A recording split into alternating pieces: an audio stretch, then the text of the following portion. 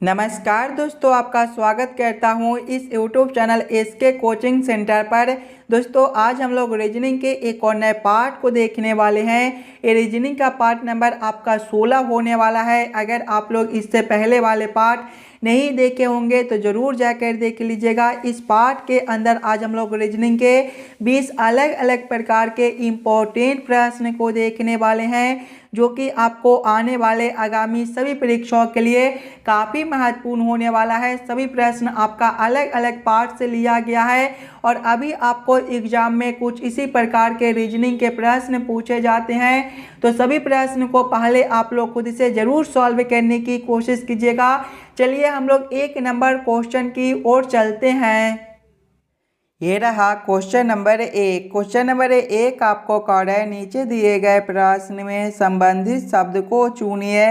संबंधित शब्द चुनने के लिए बोला जा रहा है प्रश्न आपको कार्ड है, जिस प्रकार से कठोर का संबंध कोमल के साथ है उसी प्रकार से आप लोगों से पूछा जा रहा है ये दोनों क्वेश्चन मार्क पर कौन से शब्द भरे जाएंगे। सबसे पहले आप लोग यहाँ पर ये समझने की कोशिश कीजिएगा कठोर से कोमल आपका किस प्रकार से लिखा हुआ है, कठोर से कोमल आपका किस प्रकार से संबंधित है। इसी प्रकार के संबंधित ऑप्शन को आप लोग ध्यान से देखिएगा। ध्यान से देखिएगा तो कठोर का विलोम शब्द आपका कोमल होता है।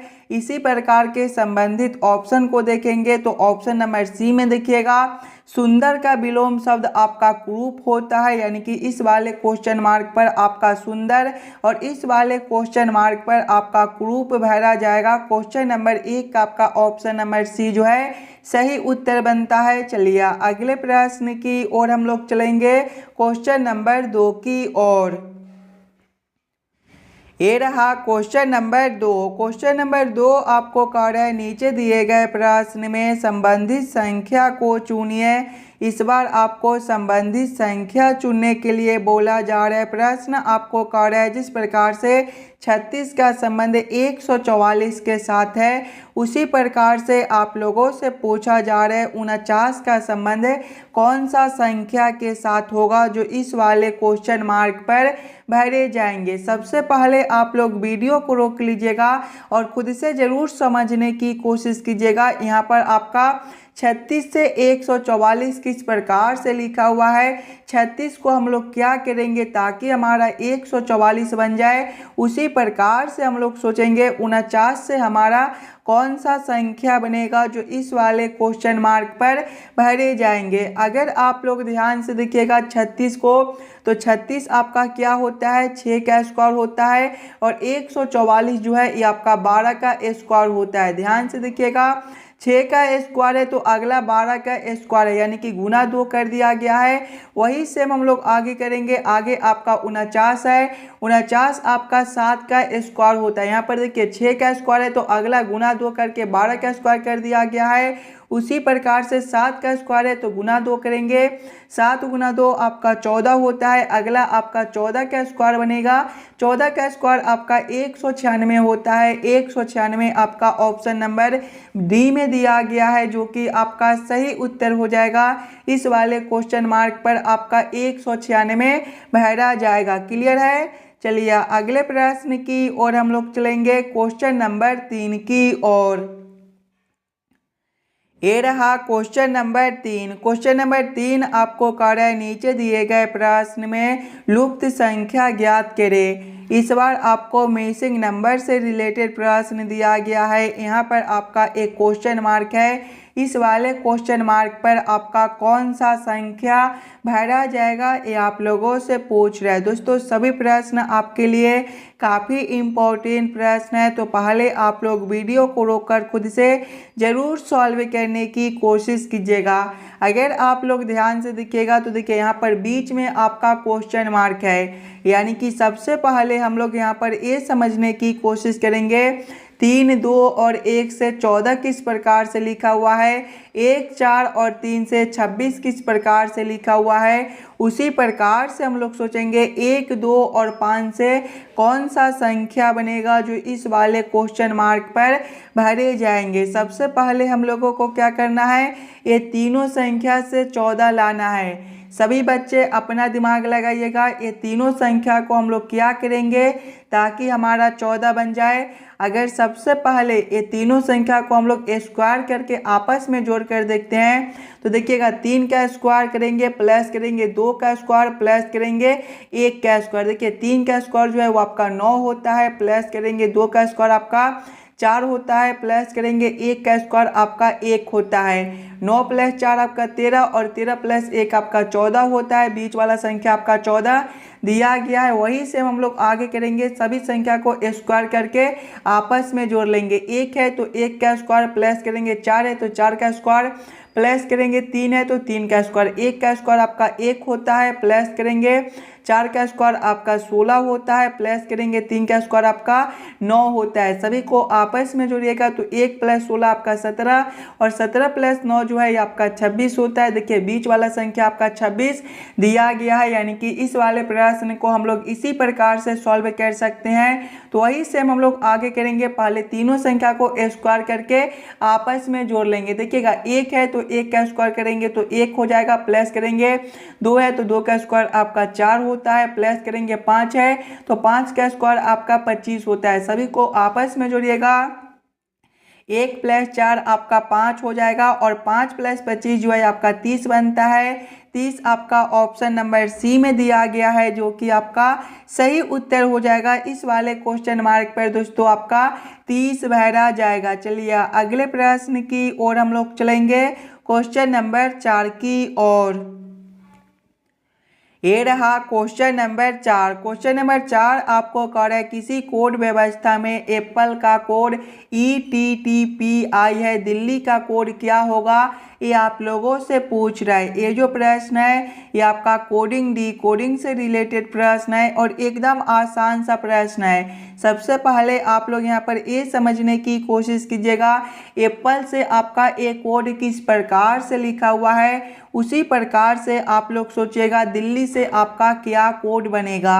अगर आप लोग ध्यान से देखिएगा एप्पल को, तो एप्पल जो है ये आपका APPLE से मिलकर बनता है और इसका कोड को देखिएगा तो इसका कोड जो दिया गया है वो आपका ETTPI दिया गया है। अगर आप लोग ध्यान से देखिएगा सिंगल अक्षर को, तो ए से आपका E है, यहाँ पर +4 है, P से आपका T है +4 है, फिर आगे P से T है +4 है, L से आपका P है +4 है और E से आपका I है +4 है।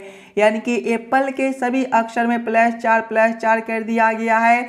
वही सेम हम लोग दिल्ली के साथ करेंगे, दिल्ली के भी सभी अक्षर में हम लोग +4 करेंगे। देखिए दिल्ली जो है आपका DELHI से मिलकर बनता है, इसके भी सभी अक्षर में +4 करेंगे तो D+4 जो है ये आपका H होता है। आगे देखिएगा E है, E+4 जो है वो आपका I होता है। आगे देखिए आपका L है, L+4 जो है आपका P बनता है। आगे आपका H है, H+4 देखिएगा तो H+4 जो है आपका L हो जाएगा। आगे आपका I है, I+4 जो है आपका M होता है। कौन सा ऑप्शन में आपका HIPLM दिया गया है, ध्यान से देखिएगा तो HIPLM आपका ऑप्शन नंबर सी में दिया गया है, जो कि आपका सही उत्तर बनता है। दिल्ली का जो कोड है वो आपका ऑप्शन नंबर सी में दिया गया है। चलिए अगले प्रश्न की ओर हम लोग चलेंगे, क्वेश्चन नंबर 5 की ओर।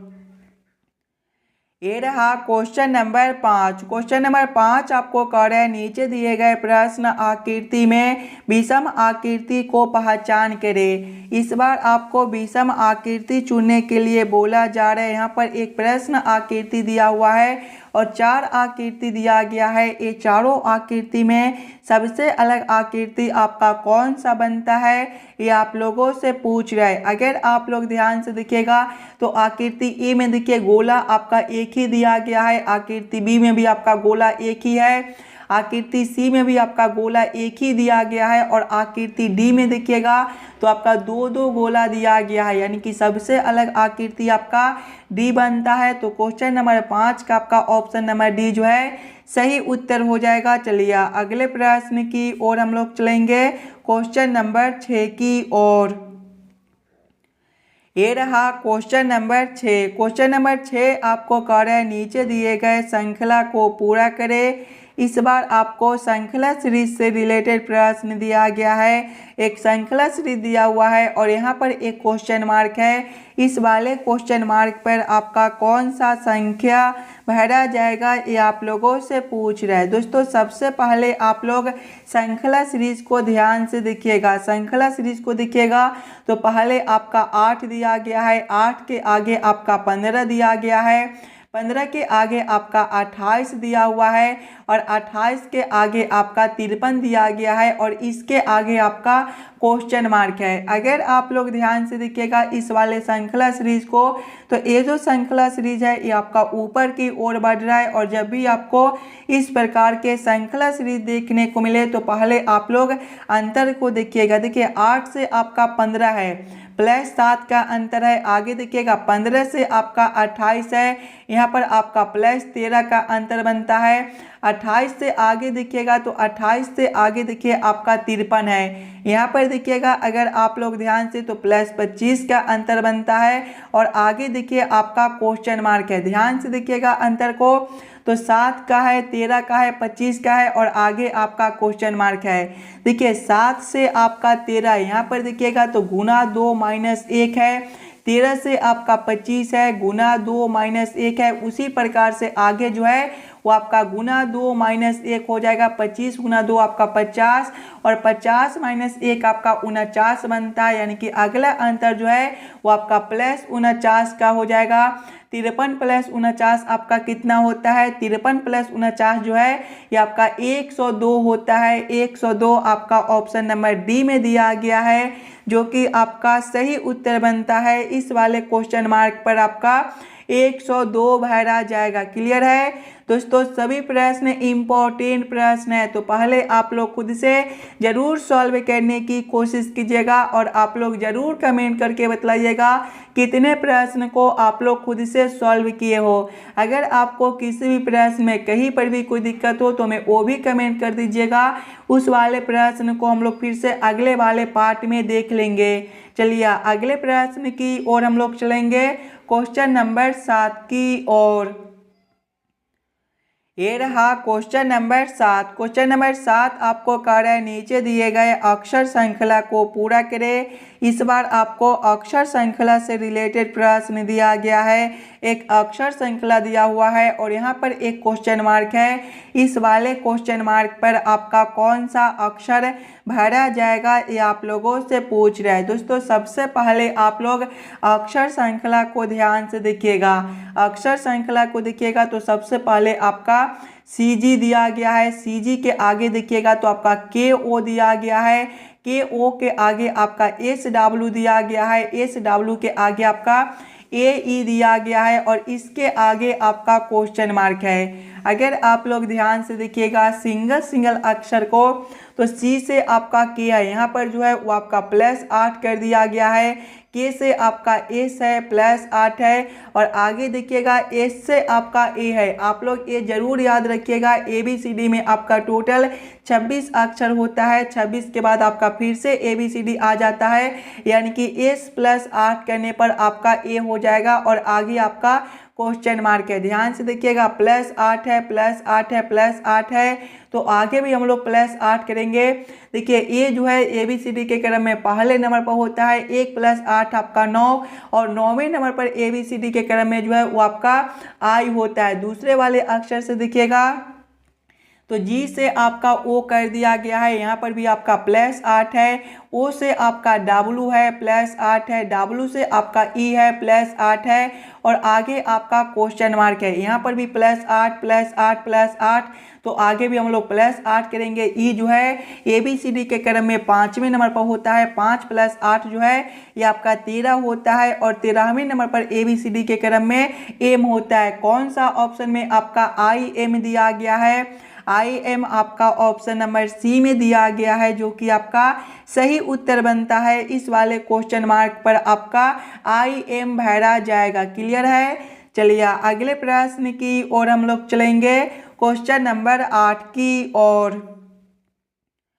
ये रहा क्वेश्चन नंबर 8। क्वेश्चन नंबर 8 जो है ये आपका वेन आरेख वेन डायग्राम से रिलेटेड प्रश्न है।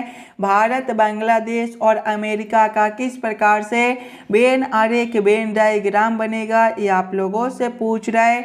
सबसे पहले आप लोग यहाँ पर ये समझने की कोशिश कीजिएगा, भारत, बांग्लादेश और अमेरिका में कौन शब्द किसके साथ संबंधित है, किसके अंदर हम लोग किसको रख सकते हैं। अगर आप लोग ध्यान से देखिएगा तो भारत देश आपका अलग है, बांग्लादेश अलग है और अमेरिका भी आपका अलग है। यानी कि ये तीनों देश आपके अलग अलग है, यानी कि किसी शब्द का किसी के साथ कोई संबंध नहीं है।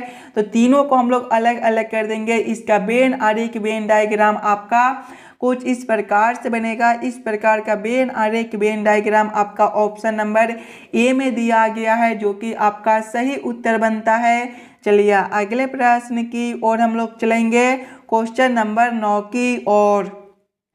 ये रहा क्वेश्चन नंबर 9। क्वेश्चन नंबर 9 आपको कार्य निम्न आरेख भौतिकी, रसायन और गणित पढ़ने वाले छात्रों को दर्शाता है। यहाँ पर देखिए आपका एक आरेख दिया गया है और प्रश्न नीचे आप लोगों से पूछ रहा है आरेख का अध्ययन करें और वह क्षेत्र पहचाने जो उन छात्रों को दर्शाता है जो भौतिकी तथा रसायन दोनों पढ़ते हैं किंतु गणित नहीं।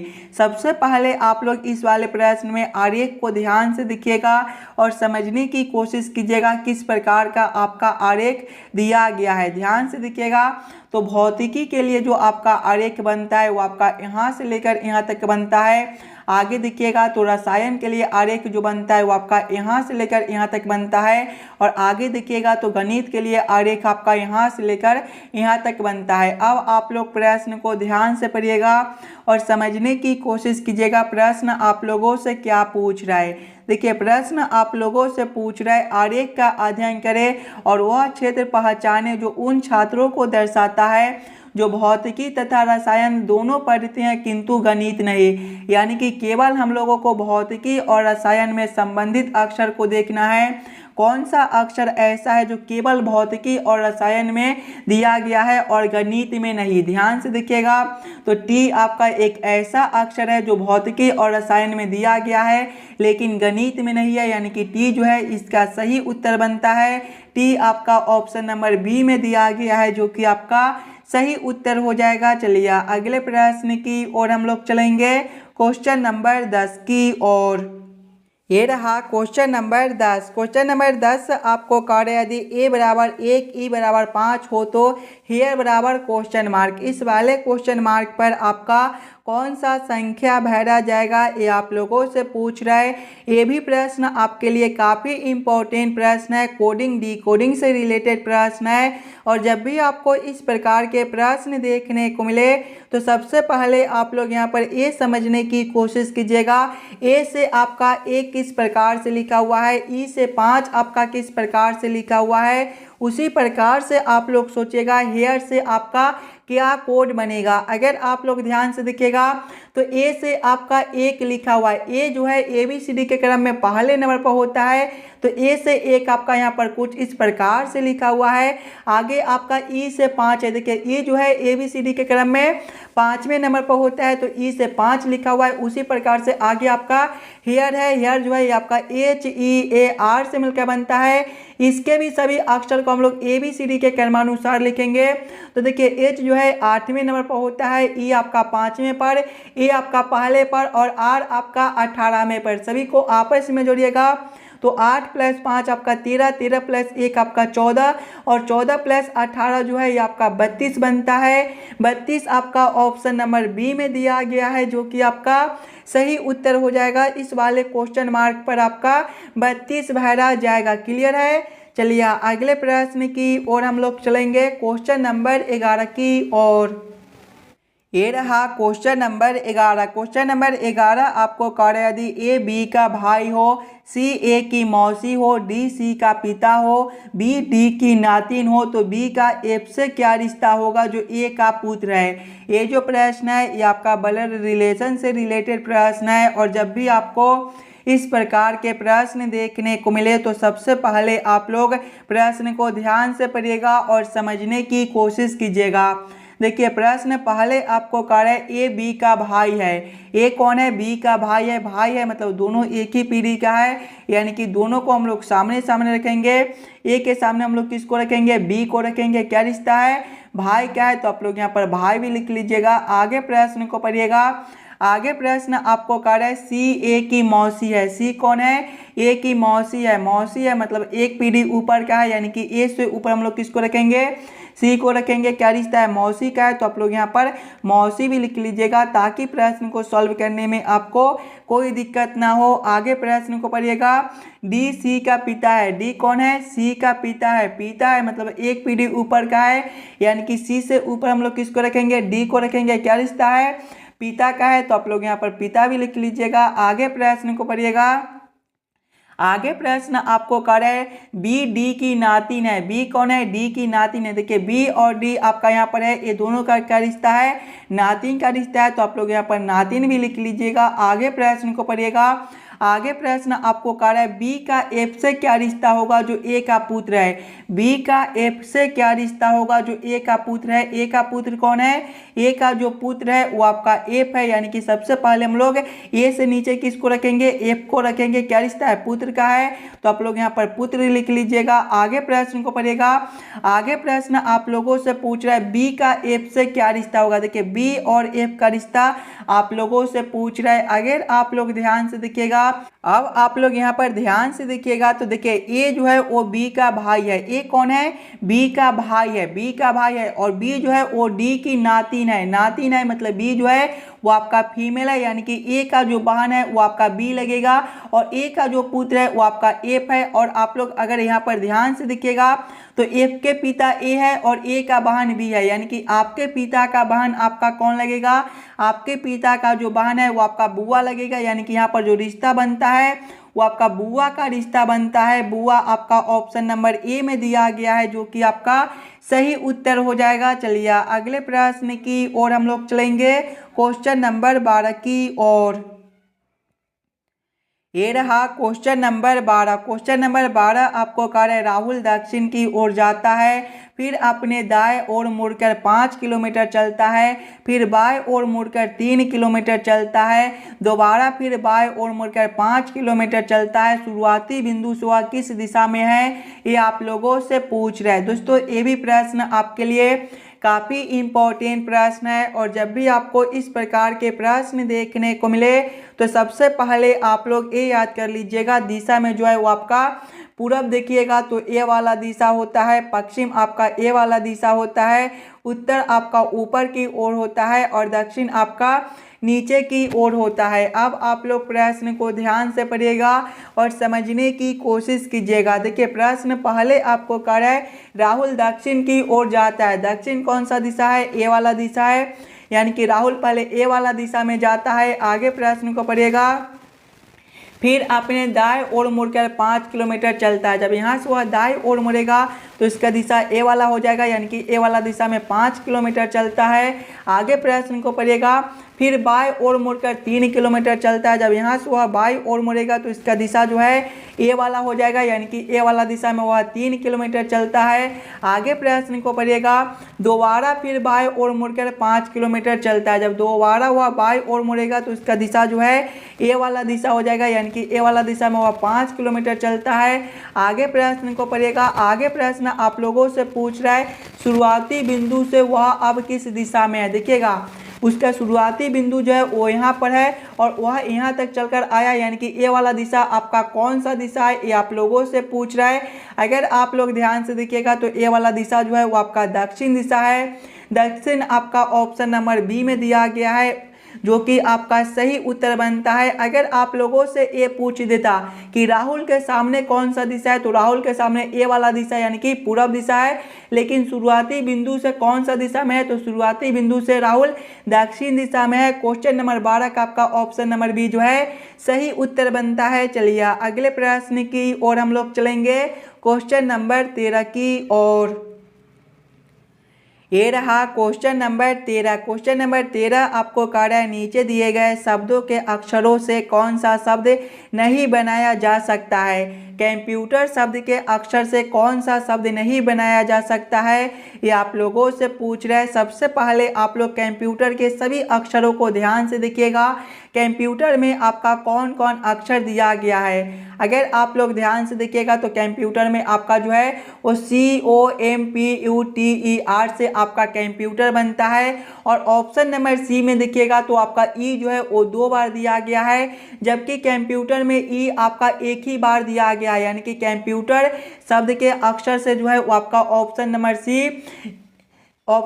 सी जो है वो नहीं बनाया जा सकता है। तो क्वेश्चन नंबर 13 का आपका ऑप्शन नंबर सी जो है सही उत्तर बनता है। चलिए अगले प्रश्न की ओर हम लोग चलेंगे, क्वेश्चन नंबर 14 की ओर।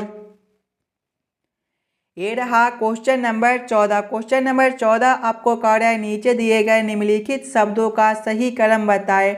फसल, जड़, तना, बीज और फूल का किस प्रकार से सही क्रम बनेगा, ये आप लोगों से पूछ रहा है। सबसे पहले आप लोग ये सभी शब्दों को ध्यान से देखिएगा और समझने की कोशिश कीजिएगा, ये सभी शब्दों का आपका किस प्रकार से सही क्रम बनता है। अगर आप लोग ध्यान से देखिएगा तो सबसे पहले शब्द जो है वो आपके देखिए तो बीज हो जाएगा, यानी कि 4 नंबर। बीज के बाद आपका जड़ हो जाएगा, यानी कि 2 नंबर। जड़ के बाद आपका तना हो जाएगा, यानी कि 3 नंबर। तना के बाद आपका फूल हो जाएगा, यानी कि 5 नंबर। और फूल के बाद आपका फसल हो जाएगा, यानी कि 1 नंबर। कौन सा ऑप्शन में आपका 4, 2, 3, 5, 1 दिया गया है? ध्यान से देखिएगा ऑप्शन नंबर बी में तो 4, 2, 3, 5, 1 दिया गया है, यानी कि ये सभी शब्दों का जो सही क्रम है वो आपका ऑप्शन नंबर बी में दिया गया है। तो क्वेश्चन नंबर 14 का आपका ऑप्शन नंबर बी जो है सही उत्तर बनता है। चलिए अगले प्रश्न की ओर हम लोग चलेंगे, क्वेश्चन नंबर 15 की ओर।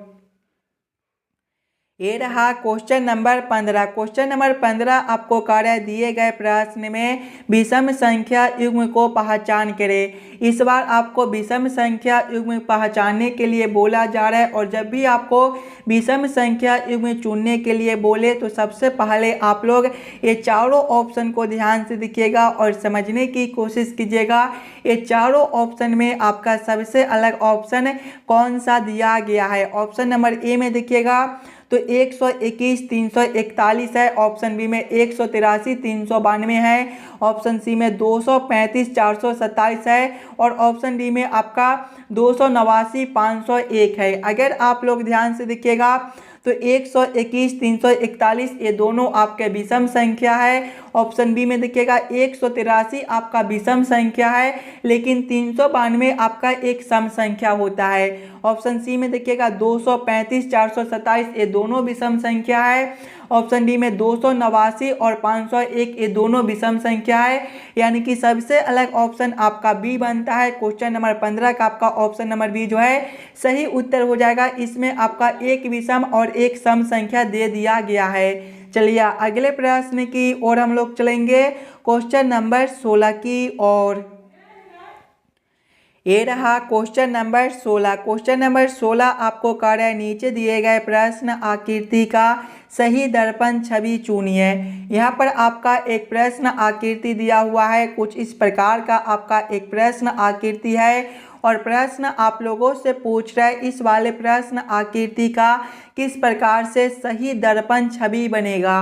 अगर आप लोग ध्यान से देखिएगा दर्पण को तो देखिए कुछ इस प्रकार का आपका दर्पण दिया गया है, और जब भी आपको इस प्रकार के दर्पण देखने को मिले तो प्रश्न आकृति जो है वो आपका बाएं से उलटकर दाएं में चला जाता है, और दाएं वाला आकृति जो है वो आपका उलटकर बाएं में चला आता है। यानी कि जब हम लोग इस वाले प्रश्न आकृति को इस प्रकार से उलटेंगे तो आपका किस प्रकार का आकृति बनेगा। ये जो आकृति है इस प्रकार से उलटने के बाद आपके कुछ इस प्रकार के आकृति बनेंगे, यानी कि क्वेश्चन नंबर 16 का आपका ऑप्शन नंबर बी जो है सही उत्तर हो जाएगा। चलिए अगले प्रश्न की ओर हम लोग चलेंगे, क्वेश्चन नंबर 17 की ओर।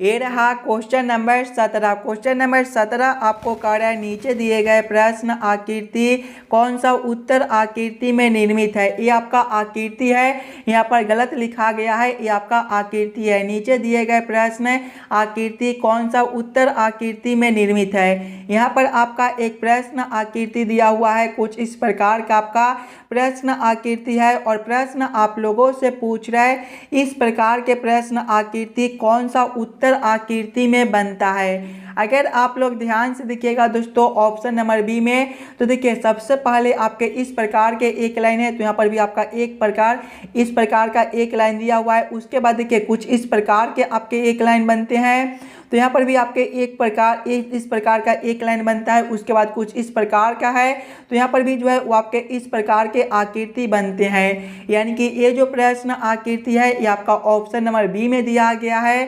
तो क्वेश्चन नंबर 17 का आपका ऑप्शन नंबर बी जो है सही उत्तर बनता है। चलिए अगले प्रश्न की ओर हम लोग चलेंगे, क्वेश्चन नंबर 18 की ओर। ये रहा क्वेश्चन नंबर 18। क्वेश्चन नंबर 18 आपको कह रहा है यदि x का अर्थ जोड़ कॉमा z का अर्थ भाग कॉमा y का अर्थ घटाओ और p का अर्थ गुना है तो दिए गए समीकरण का मान ज्ञात कीजिए। यहाँ पर आपका एक समीकरण दिया गया है 10p 2x 5y 5 बराबर क्वेश्चन मार्क। इस वाले क्वेश्चन मार्क पर आपका कौन सा संख्या भरा जाएगा ये आप लोगों से पूछ रहा है। दोस्तों ये भी प्रश्न आपके लिए काफ़ी इम्पोर्टेंट प्रश्न है, तो पहले आप लोग खुद से ज़रूर सॉल्व करने की कोशिश कीजिएगा। सबसे पहले आप लोग प्रश्न को ध्यान से पढ़िएगा और समझने की कोशिश कीजिएगा प्रश्न आपको क्या कह रहा है। देखिए प्रश्न आपको कह रहा है x का अर्थ जोड़ है, यानी कि इस वाले समीकरण में जहाँ पर आपका x दिया गया है वहाँ पर हम लोग जोड़ को रखेंगे। z का अर्थ भाग है, यानी कि z के जगह पे भाग को रखेंगे। y का अर्थ घटाव है, y के जगह पे घटाव को रखेंगे। और p का अर्थ गुना है, p के जगह पे गुना को रखकर इस वाले समीकरण को हम लोग हल कर लेंगे। सबसे पहले देखिएगा 10p दिया गया है, p का अर्थ क्या है, p का अर्थ गुना है तो गुना 2 हो जाएगा। उसके बाद x है, x का अर्थ जोड़ है तो जोड़ 5 हो जाएगा। उसके बाद आपका y है, y का अर्थ घटाव है तो घटाव 5 हो जाएगा। जब इस वाले समीकरण को हल करेंगे तो देखिए 10 गुना 2 जो है ये आपका 20 हो जाएगा और 5 घटाओ 5 आपका 0 होता है, यानी कि 20 प्लस 0 जो है ये आपका 20 ही बनेगा। 20 आपका ऑप्शन नंबर सी में दिया गया है जो कि आपका सही उत्तर बनता है। चलिए अगले प्रश्न की ओर हम लोग चलेंगे, क्वेश्चन नंबर 19 की ओर। ये रहा क्वेश्चन नंबर 19। क्वेश्चन नंबर 19 आपको कह रहा है नीचे दिए गए प्रश्न में संबंधित अक्षरों को चुनिए। इस बार आपको संबंधित अक्षर चुनने के लिए बोला जा रहा है। प्रश्न आपको कह रहा है जिस प्रकार से CUZA का संबंध HYCC के साथ है उसी प्रकार से आप लोगों से पूछा जा रहा है NNJO का संबंध कौन सा अक्षर के साथ होगा जो इस वाले क्वेश्चन मार्क पर भरे जाएंगे।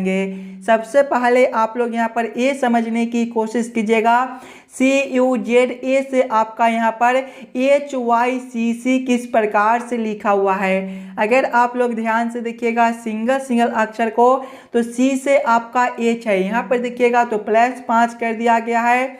U से आपका Y है, यहाँ पर आपका +4 कर दिया गया है। Z से आपका C है +3 कर दिया गया है और A से आपका C है +2 कर दिया गया है। यानी कि पहले वाले अक्षर में +5, दूसरे वाले में +4, तीसरे वाले में +3 और चौथे वाले में +2 कर दिया गया है। वही सेम हम लोग आगे करेंगे। आगे देखिएगा आपका NNJO दिया गया है, इसके भी पहले अक्षर में हम लोग +5 करेंगे। N जो है ABCD के क्रम में 14वें नंबर पर होता है। 14 + 5 आपका 19 और 19 में पर आपका S होता है। दूसरे वाले में हमें +4 करना है। N आपका 14वें पर होता है। 14 + 4 आपका 18 और 18वें पर आपका R होता है। तीसरे वाले में +3 करना है। तीसरे वाला अक्षर आपका जे है। जे आपका 10वें पर होता है। 10 + 3 आपका 13 और 13वें पर आपका एम होता है। आगे देखिएगा ओ है। चौथे वाले में +2 करना है। ओ आपका 15वें पर होता है। 15 + 2 आपका 17 और 17वें पर आपका क्यू होता है। कौन सा ऑप्शन में आपका दिखेगा? SRMQ दिया गया है। ध्यान से देखिएगा, तो SRMQ आपका ऑप्शन नंबर बी में दिया गया है, जो कि आपका सही उत्तर बनता है। इस वाले क्वेश्चन मार्क पर आपका SRMQ भरा जाएगा। क्लियर है?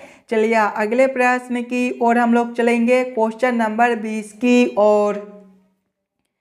दोस्तों ये रहा क्वेश्चन नंबर 20 और ये जो प्रश्न है ये आपके होमवर्क के तौर पे छोड़े जाते हैं। इस वाले प्रश्न को आप लोग खुद से ज़रूर सॉल्व कीजिएगा। अगर आप लोगों को सॉल्व करने में दिक्कत हो तो हमें ज़रूर कमेंट करके बताइएगा। इस वाले प्रश्न को हम लोग फिर से अगले वाले पार्ट में देख लेंगे और आप लोग एक बार ये ज़रूर कमेंट करके बताइएगा आज के 20 प्रश्न में से आप लोग कितने प्रश्न को खुद से सॉल्व किए हो। अगर आपको किसी भी प्रश्न में कहीं पर भी कोई दिक्कत हो तो हमें वो भी कमेंट कर दीजिएगा। और जितने बच्चे इस वाले यूट्यूब चैनल पर नए हो, चैनल को सब्सक्राइब और वीडियो को लाइक जरूर कर दीजिएगा। आप लोग वीडियो को अंत तक देखते हो लेकिन लाइक नहीं करते हो, तो आज आप लोग इस वाले वीडियो को जरूर लाइक कर दीजिएगा। चलिए हम लोग मिलते हैं आपसे अगले वीडियो में। धन्यवाद।